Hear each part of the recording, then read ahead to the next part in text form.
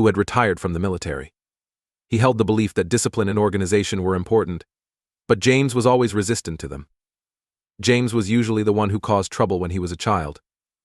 He would skip school, and he would get into fights.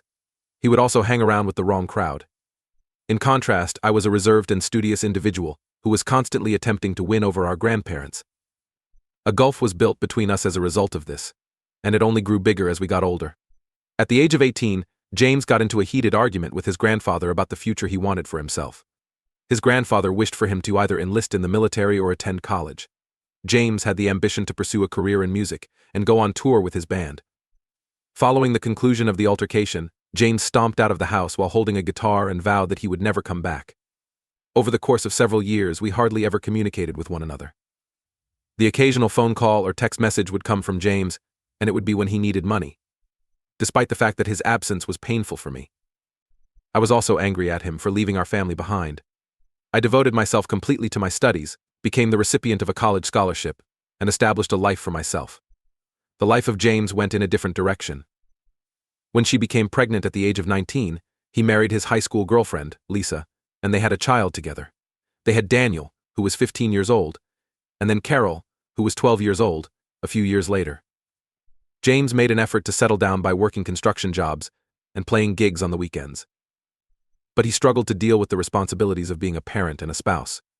In the year 2003, Lisa parted ways with James. Now that she had had enough of his unreliability, she had a sneaking suspicion that he was cheating on her. It was James who was responsible for the children after she relocated to California with her new partner. The scenario was a mess, and James found himself unexpectedly in the position of being a single father with no idea how to handle it. Since then, I have made an effort to assist whenever I am able to. On occasion, I would take the children out for the weekend or assist with the purchase of school supplies. On the other hand, James tells me that he does not require my assistance on a regular basis. I get a feeling that he feels ashamed of the way that his life has turned out in comparison to mine. I have a secure relationship, a great house, and an excellent career as a software developer. Overall, my life is pretty good. James is still having a hard time reaching his financial goals. My boyfriend Mark and I went on a camping trip together with me the previous week. It has been 2 years since we started dating, and this was the first time that we went on a vacation together. It was a 5-day trip to a remote location in northern Michigan, where we were completely disconnected from the outside world. We are alone with nature, with no mobile service and no internet access. The site was breathtaking and tranquil, providing us with a much-needed reprieve from our hectic life.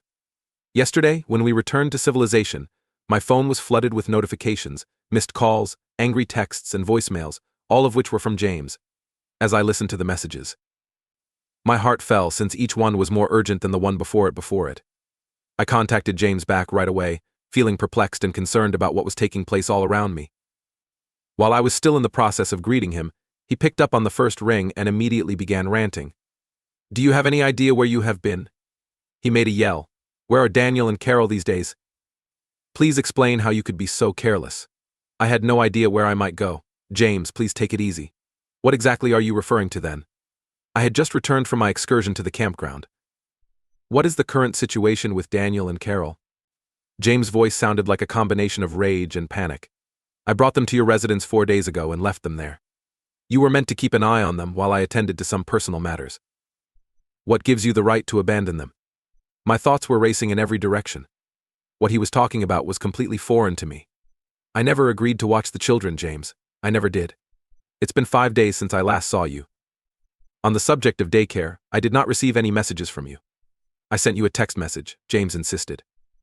"I told you that I needed you to keep an eye on them for a handful of days. Since you consistently express a desire to assist, I assumed that you would be okay with it." Again, I checked my phone and scrolled through the messages that I had received. James did not mention anything about watching the children at any point. "Regarding this matter, James, I do not have any messages from you thus far. When exactly did you hand them on to the person?" On the other end of the line, there was a pause in the conversation. When James attempted to speak once more, his tone became more subdued and even sheepish. "At the time when I was dropping them off, I did not actually see you. I was in a hurry at the time. I instructed them to ring the doorbell and wait for you to let them in. I told them to do so. I experienced a shiver that ran down my spine. Do you mean to imply that you left your children unattended outside of my residence without checking to see if I was present or ensuring that they made it inside without incident?" The defensive James stated, I had to leave as soon as possible. I had anticipated that you would be at home. You never leave the house. In an effort to maintain my composure, I took a deep breath. James, the children have vanished because you failed to take the necessary precautions to ensure their safety. I am not to blame for this. Urge the authorities to take action. Not at all. James's voice was piercing. Bringing in the cops is not an option. The law has me in a bit of difficulty. It is possible that the situation will become even more dire if the police begin to investigate. I persisted in asking him for additional information regarding this legal matter, but he refused to provide me any specifics. He simply insisted that it was my responsibility for not being at home and not checking my messages.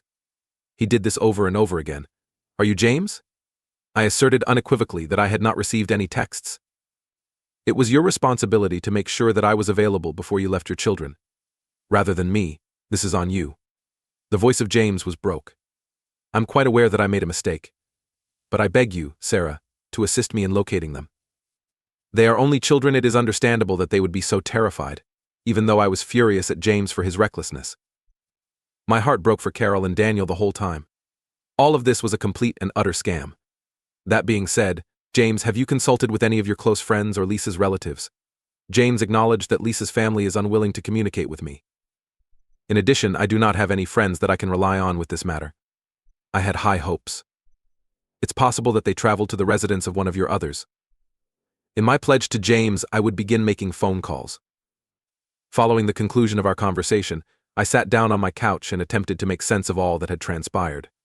What caused James to behave in such a casual manner? And what type of difficulties was he in that he was unable to report his children missing to the authorities even when they were missing? My first order of business was to contact our shared friends and family members. A period of 5 years had gone since the passing of our grandma and our grandfather. The children had not been heard from. No one else in my circle of friends had also seen them. As I made each call that was fruitless, my anxiety level increased. Mark was sitting next to me and rubbing my back as I made a series of phone calls. Perhaps we ought to make a call to the authorities, he advised delicately. I am aware that James does not wish to. But please keep in mind that we are talking about children. I gave a slight nod, conflicted between honoring James's desires and acting in accordance with my own moral compass. No, I am merely concerned about the kind of situation that James is in. I am aware of this. What if Carol and Daniel's situation becomes even more dismal as a result of calling the police? I was unable to remove the image of Carol and Daniel standing outside my empty house, bewildered and terrified, as the night drew on and there was no significant news to report, although they were bright children. They were still too young to be left alone for several days at a time. Due to her timidity and anxiety, Carol was constantly clinging to her older brother. Daniel possessed a temper similar to James's, yet he was more outgoing than James. I was concerned about how they were handling the situation. The anxiety I have about Carol and Daniel is making me sick. You can find them someplace out there, possibly in a state of fear and hunger. Despite the fact that I am enraged at James for being so careless and then attempting to place blame on me, I am particularly concerned about those children. I am at a loss on what to do right now. If James wants me to call the police, should I go ahead and do so? What are the names of these children? Is it possible that I am partially to blame for my absence when they required my assistance? Bring it up to date. The last time I posted was 3 days ago, and a lot of things have transpired since then. To begin, I would want to express my gratitude to everyone for support and suggestions. Despite James's requests, a few of you strongly suggested that I make a call to the authorities. And after a night of not being able to sleep, I learned that you were correct. I made a phone call to the authorities the morning after my previous post and reported that Carol and Daniel were gone.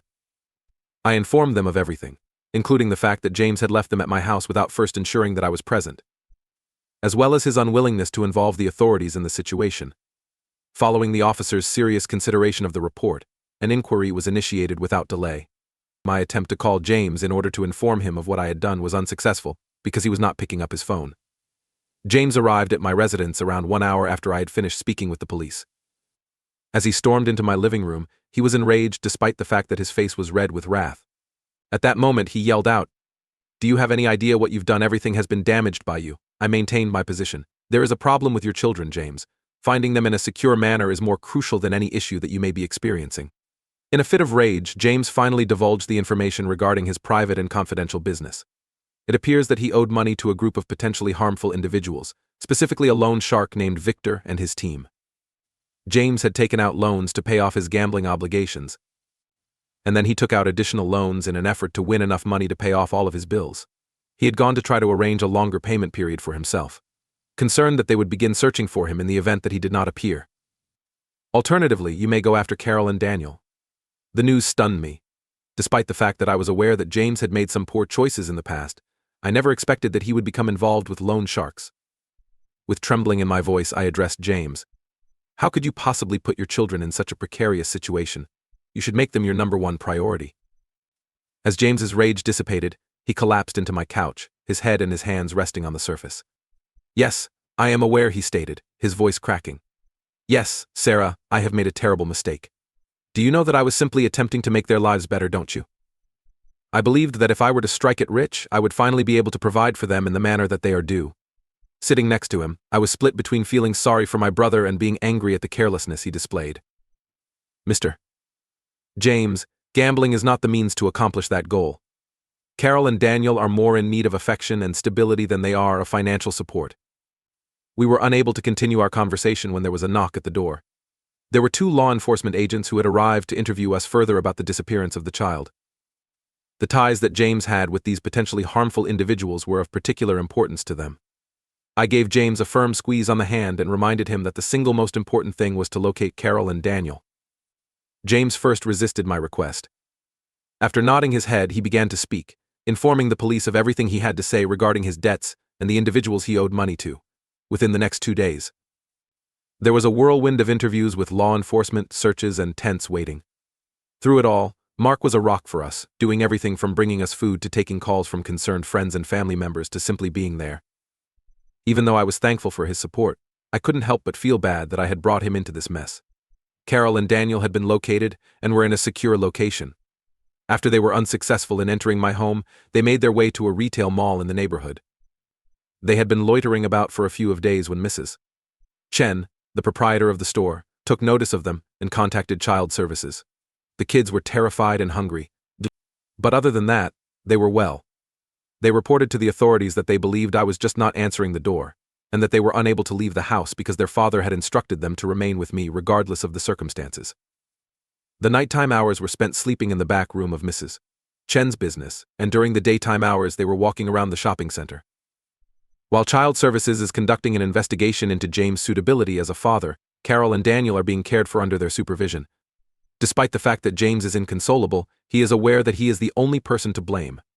A further investigation into his connections to Victor and the Loan Shark enterprise is being conducted by the investigators.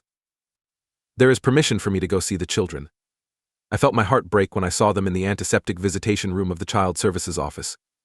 The moment Carol laid eyes on me, she fell into tears and clung to me in the same way that she had done when she was a child. Although Daniel made an effort to appear strong, I could see the relief that was in his eyes. Regards, Aunt Sarah. We are sorry. Carol sniffled, and we had no intention of causing any discomfort. They each received a bare embrace from me. My assurance to them was that you did not cause any problems. You are not to blame for any of this. I'm simply so relieved that you're all right. Despite the fact that I was uncertain about how we were going to resolve this situation, I assured them that everything would be okay. In the meanwhile, while James works through his legal issues, I am coordinating with Child Services to determine whether or not I can serve as their interim guardian. James is currently providing complete cooperation to the authorities in the hopes that this may assist him in regaining custody of the children. His gambling debts and his association with loan sharks are the subject of the accusations that he is facing nevertheless. The authorities appear to be more interested in leveraging his knowledge to pursue Victor and his organization. Because of everything that has happened, I have been given a wake-up call. Regardless of the fact that I am in a relationship with James, I came to the realization that I need to be more active in the lives of my niece and nephew. My mixed feelings toward James, as well as the fact that I was focused on my own life and work, have contributed to my decision to maintain a distance from him throughout my entire life. Nevertheless, the fact that I came so close to losing them for good has forced me to acknowledge the significance of their presence in my life. From this point forward, I am resolute in my commitment to be there for Carol and Daniel, regardless of the circumstances. I am aware that it will not be simple. There are still a great deal of unknowns, such as James's legal issues, the custody situation, and the ways in which this information may impact my own life and the connection I have. But for the first time in what seems like years, I have the feeling that I am making the best decision for our family. The second update, it has been 2 weeks since the last time I updated this. The situation has become somewhat more manageable, but we are still coping with the consequences that James's actions have brought about. I have been hosting Carol and Daniel for the past week. They have been staying with me. Following the completion of a home study, Child Services came to the conclusion that I would be an appropriate temporary guardian for them. All of us have had to adjust to this new situation, but we are managing to make it work. A handful of the first days were the most challenging. Carol would wake up screaming and bawling her eyes out, unsure of where she was. She suffered from nightmares. In addition to being irritable and reclusive, Daniel spent the most of his time either playing video games or messaging his family and friends.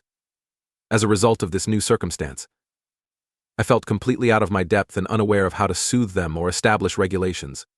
In order to assist the children in adjusting to their new environment, I took some time off from work. My supervisor showed the utmost compassion. However, I am aware that I will not be able to avoid going to work for an indefinite period of time. In an effort to be there for Carol and Daniel, I am attempting to find a job arrangement that is more flexible and will allow me to accomplish this. Visits with the children under supervision have been made possible for James. The first one conveyed a sense of tension and intensity. In spite of her reluctance to accompany the social worker, Carol stuck close to me. In the beginning, Daniel did not attempt to glance at James. On the other hand, as the visit progressed, the ice started to melt a little bit. James was finally able to reveal the circumstances that led to his getting into this problem during one of these meetings. Following Lisa's departure, he experienced both financial and emotional anguish. It was as if he had failed in his roles as a spouse and a father. He began coming to the casino, thinking that if he could simply win a significant amount of money, he would be able to provide the children with the life that they deserved. James continued, his voice dripping with guilt. I am aware that it was a foolish decision. On the other hand, I felt so hopeless.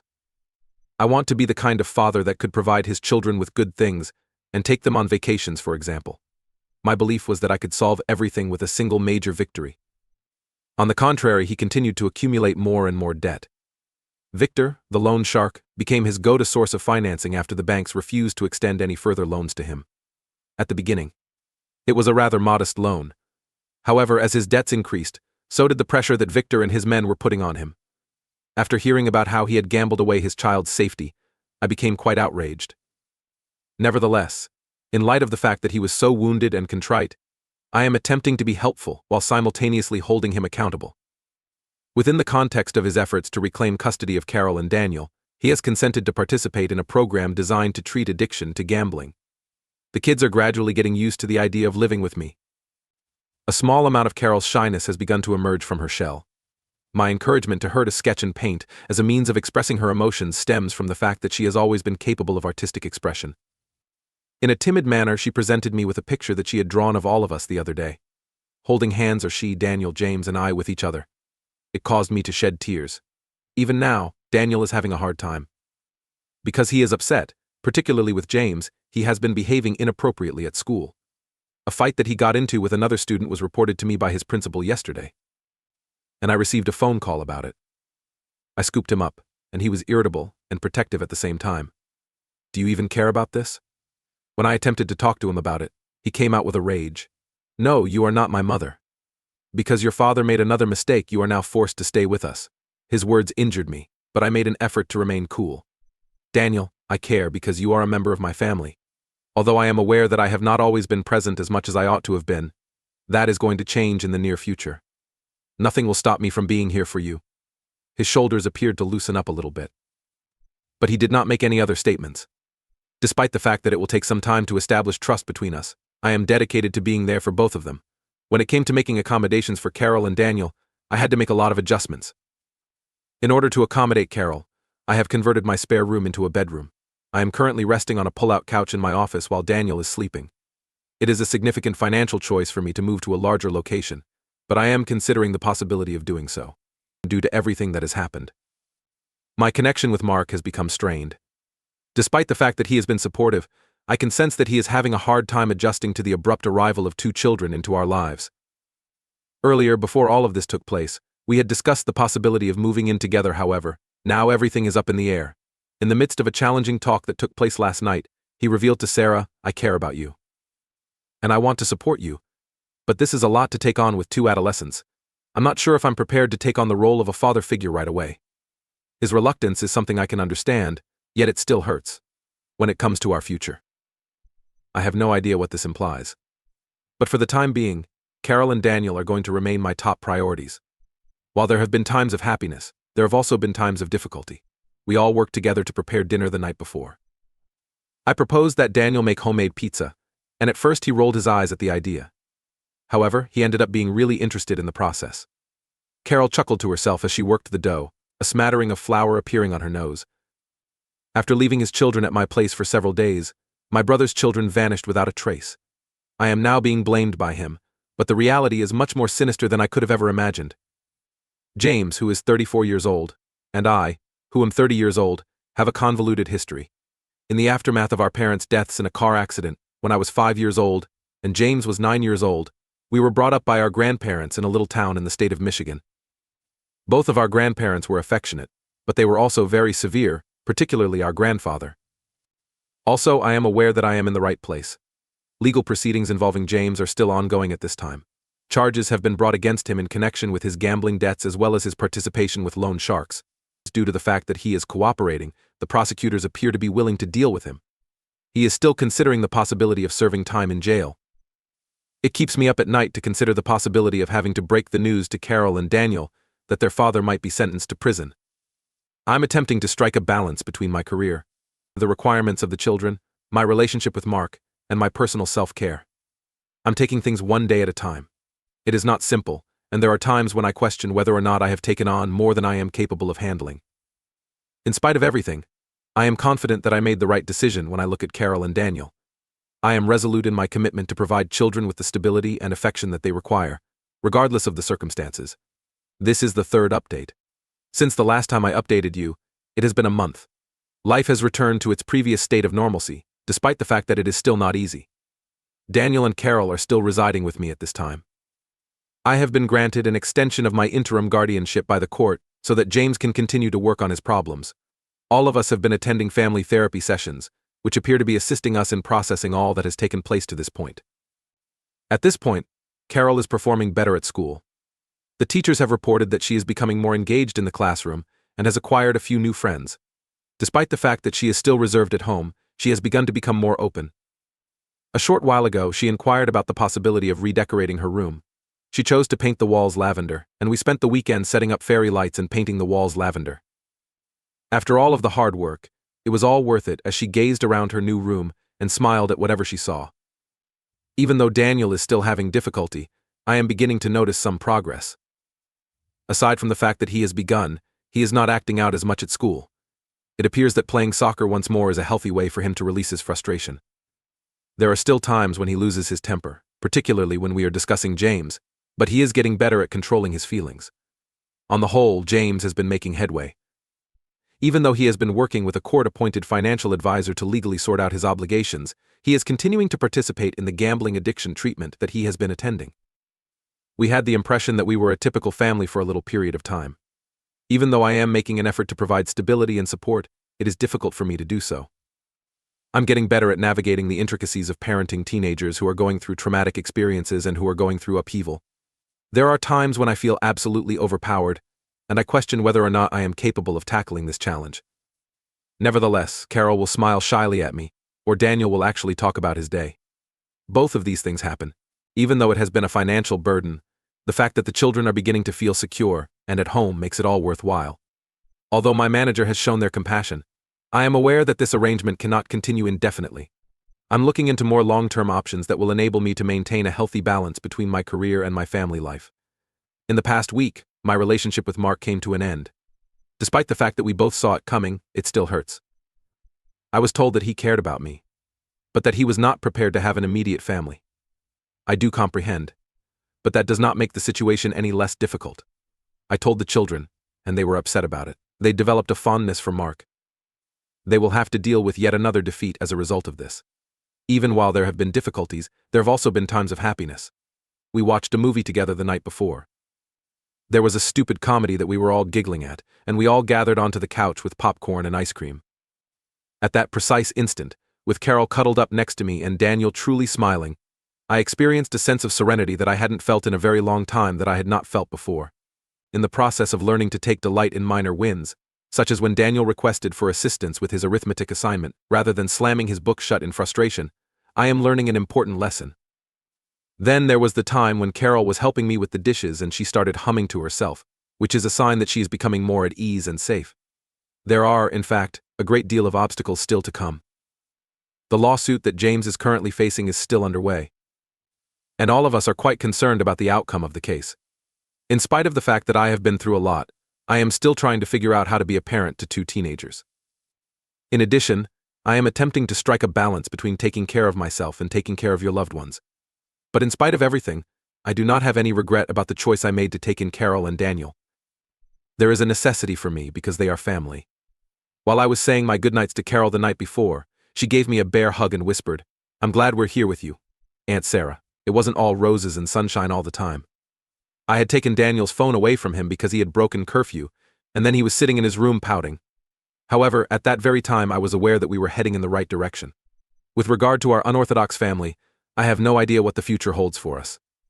In spite of the fact that there are still a great deal of unknowns, I have resolved to take whatever comes next and tackle it one day at a time.